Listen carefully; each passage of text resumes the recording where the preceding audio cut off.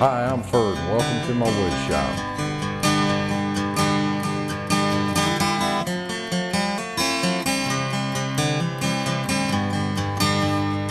Okay, what I got going on here is a little box that I'm making, and it's going to store some tools in it, a little dial indicator and a couple other little things, but it was made for this foam to fit down inside it. The tools will rest inside that, and then later on I'm going to make a lid for it. Cut it out of a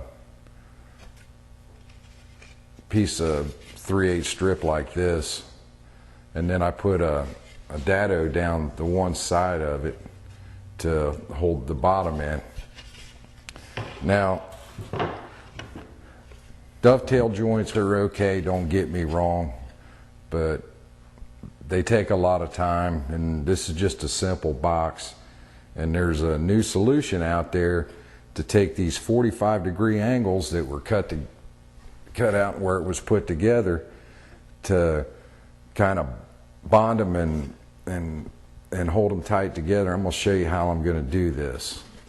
And in the process, it's going to make this thing look kind of elegant.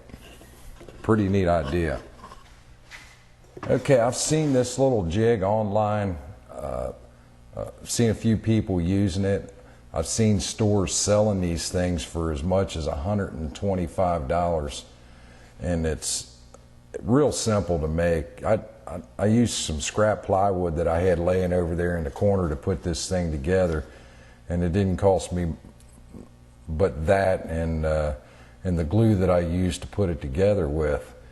But what this thing does, I'm going to raise this blade up and cut through here, and my box is going to mount or just sit inside the jig, and when I push it across, it's going to cut a little saw blade cut right here in the corner of my box. And then I'm going to come back and cut some real thin strips of some walnut and glue that in there, and then cut it and sand it down and make a really nice looking corner for the sides of this box. Strengthen it up at the same time. Let me go ahead and get started on this thing so I can show you how it's done. Okay, if you can see that, you can see right here where I got the saw blade to come just through there. Now I'm going to set my box in here and line it up. I'm actually going to take and mark this to where I can see where it comes up here on the top is like a gauge. And then I can set my box over top of it, and then when it goes through, it's going to cut that little groove in the corner that I'm wanting. Okay, now what I've done is I've got a stop block here.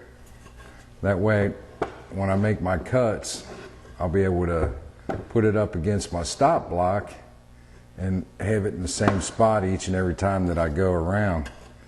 And then also, I found out where the blade is at its highest point, which is right here. Put this down for a reference, and then raised it up to where it's going to cut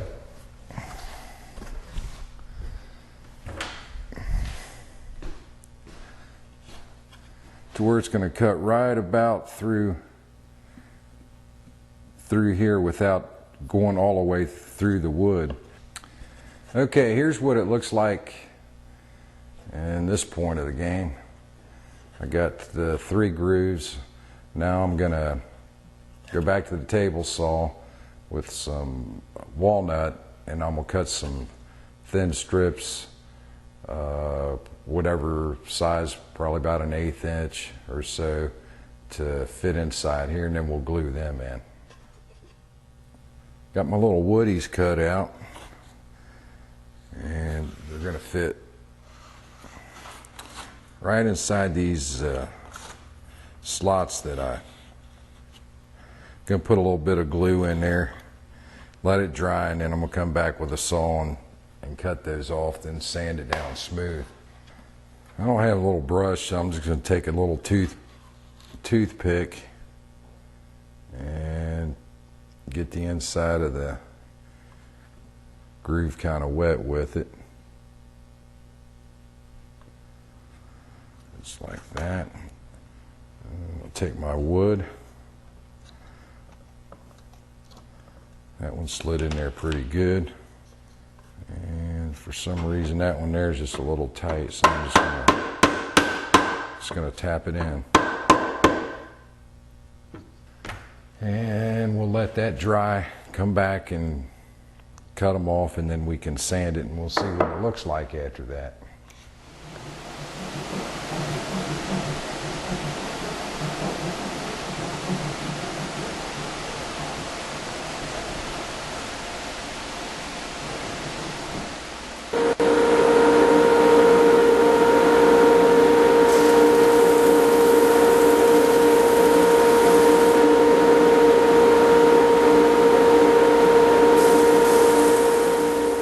There it is. You got some really nice looking splines. I get done with this, it's going to make a really nice looking box. Put the finish over that, and that walnut is going to really stand out and make this thing look good. I'm Ferd, and thanks for watching.